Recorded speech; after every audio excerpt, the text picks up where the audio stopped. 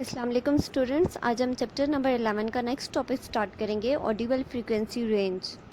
Hair audible means वो faintest या loudest sound जो एक इंसान सुन सकता है, जो एक ह्यूमन एयर सुन सकता है। So audible frequency range means frequency की वो रेंज जो कम से कम और ज़्यादा से ज़्यादा के बीच में सुनी जा सकती है। अब ये जो रेंज आती है मिनिमम और मैक्सिमम के बीच में, इस रेंज को हम ऑडिबल फ्रीक्वेंसी रेंज कहते हैं। सही।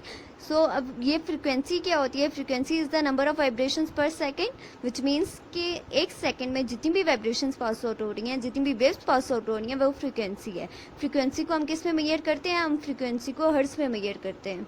फ्रीक्वेंसी की रेंज कहाँ से स्टार्ट हो रही है? 0 हर्ट्ज से स्टार्ट हो रही है, फिर 1 हर्ट्ज एंड अप टू सॉन। अब इस फ्रीक्वेंसी की इस रेंज में ऐसी कौन सी रेंज है जिसे ह्यूमन एयर डिटेक्ट कर सकते हैं? अब 20 हर्ट्ज से लेके 20,000 हर्ट्ज तक ये जो रेंज है, इस रेंज में जितनी भी आवाज़ें आती हैं उसे ह्यूमन एयर डिटेक्ट कर सकते हैं। 20 हर्ट्ज से अगर कम की आवाज़ें होंगी, 20 हर्ट्ज से कम फ्रीक्वेंसी की आवाज़ें होंगी, उसे भी ह्यूमन एयर नहीं सुन सकते। और अगर 20,000 हर्ट्ज से ज़्यादा की आवाज़ें होंगी तो उसे भी ह्यूमन एयर डिटेक्ट नहीं कर सकते। सही। अब 20 हर्ट्ज से कम की आवाज़ें कौन कौन सी होती हैं? फॉर एग्जांपल पेंडुलम की आवाज़। पेंडुलम का जो साउंड है वो इतना स्लो होता है, 20 हर्ट्ज से भी कम फ्रीक्वेंसी का होता है, इसलिए पेंडुलम के साउंड को भी ह्यूमन एयर डिटेक्ट नहीं कर सकते, नहीं सुन सकते। सही। सिमिलरली डॉल्फिन की जो साउंड होती है वो भी 20 हर्ट्ज फ्रीक्वेंसी से कम होती है, इसलिए ह्यूमन एयर डॉल्फिन के साउंड को भी नहीं सुन सकते। ऐसे ही अर्थक्वेक जो आता है, मोस्टली साइंटिस्ट क्या कहते हैं कि प्लेट्स चेंज होती हैं। अब वो जो प्लेट्स चेंज होती हैं उसकी जो साउंड प्रोड्यूस होती है वो भी 20 हर्ट्ज से कम की होती है, इसलिए उस साउंड को भी ह्यूमन एयर नहीं सुन सकते। तो 20 हर्ट्ज से कम की जितनी भी फ्रिक्वेंसीज होती हैं, 20 हर्ट्ज से कम की जितनी भी आवाज़ें होती हैं, उनको हम इंफ्रासोनिक साउंड कहते हैं। 20,000 हर्ट्ज से ज़्यादा की जो फ्रिक्वेंसी आती है, फॉर एग्जांपल इनमें बैट का साउंड आ जाता है, अल्ट्रासाउंड्स आ जाते हैं। सो ये जो साउंड्स है जिनकी फ्रिक्वेंसी 20,000 हर्ट्ज से ज़्यादा की है, इन साउंड्स को हम अल्ट्रासोनिक साउंड्स कहते हैं। सही। 20,000 हर्ट्ज की फ्रिक्वेंसी से ज़्यादा के जो साउंड्स हैं हम उनको अल्ट्रासोनिक साउंड्स कहते हैं, और जो 20 हर्ट्ज से कम की जो फ्रिक्वेंसीज के साउंड्स हैं हम उनको इंफ्रासोनिक साउंड्स कहते हैं।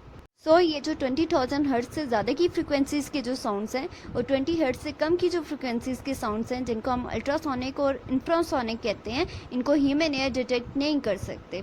अब यहाँ पे हमारे पास क्वेश्चन क्या आता है कि ये जो इंफ्रासोनिक वेव्स हैं और अल्ट्रासोनिक साउंड्स हैं, हम इनको डिटेक्ट क्यों नहीं कर सकते? सबसे पहले तो ह्यूमन एयर साउंड को डिटेक्ट करता कैसे है? जितनी भी साउंड वेव्स हैं जब आके पिना के साथ हिट करती हैं तो वो एक्सटर्नल एयर कैनाल से एक सर्टेन फ्रिक्वेंसी के साथ एक्सटर्नल एयर कैनाल से होते हुए एयर ड्रम को जाके हिट करती हैं। जब एयर ड्रम को हिट करती हैं तो वो वाइब्रेट करता है, यहाँ पे वाइब्रेशन प्रोड्यूस होती है। ये जो वाइब्रेशन है आगे पास आउट होती है 3 बोन्स में, एक हैमर है, एक एनवल और एक स्टिरअप है। ठीक है। अब ये जो 3 बोन्स हैं, ये जितनी भी वाइब्रेशन इन 3 बोन्स में प्रोड्यूस हुई है, ट्रांसफर हुई है फ्रॉम एयर ड्रम, ये आगे पास आउट होती है कॉक्लिया में। अब कॉक्लिया क्या करता है? ऑडिटरी नर्व्स के ज़रिए ये सिग्नल्स पहुंचाता है ब्रेन तक, और ब्रेन फिर इंटरप्रेट करता है।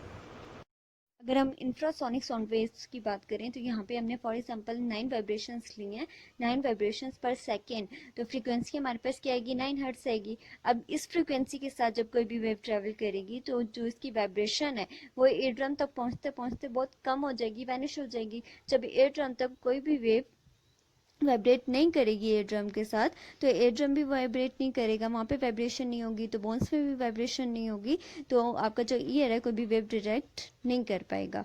नेक्स्ट अगर हम अल्ट्रासाउंड वेव्स की बात करें तो वेलोसिटी किसकी इक्वल आती है? फ्रीक्वेंसी और वेवलेंथ की। ठीक है। वेवलेंथ आपके पास क्या है? एक क्रस्ट का दूसरी क्रस्ट तक का जो डिस्टेंस है वो आपके पास वेवलेंथ है। अब अगर यहाँ से हम लैम्डा की वैल्यू निकालें तो v ओवर एफ आएगा, वेलोसिटी ओवर फ्रीक्वेंसी। वेलोसिटी को अगर हम कॉमन ले लें तो जो आपके पास वेवलेंथ है वो इन्वर्सली प्रोपोर्शनल आती है फ्रीक्वेंसी के। ठीक है। वेवलेंथ ज़्यादा होगा तो फ्रीक्वेंसी कम होगी, फ्रीक्वेंसी कम होगी तो वेवलेंथ ज़्यादा होगा। ठीक है। अगर हम फ्रीक्वेंसी हमारे पास 20 हर्ट्ज है तो इसको जब हम इसकी वैल्यू निकालेंगे तो वो बहुत स्मॉल आएगी। ठीक है। जब वैल्यू आपके पास लेमडा की वेवलेंथ की वैल्यू इतनी स्मॉल आएगी तो क्रस्ट के ऊपर ट्रफ होगा, ट्रफ के ऊपर क्रस्ट होगा, तो ये जो आपके पास वेवलेंथ बनेगी वो एक सिंगल लाइन बनेगी। ठीक है। अब यहाँ पे कोई भी फ्लक्चुएशन नहीं आ रही, तो यहाँ पे जब फ्लक्चुएशन नहीं आ रही, कोई भी वाइब्रेशन आपके एयर ड्रम तक नहीं पहुंच पाएगी। आपका जो एयर है 20 हर्ट्ज से ज़्यादा की फ्रिक्वेंसी को भी डिटेक्ट नहीं कर पाएगा।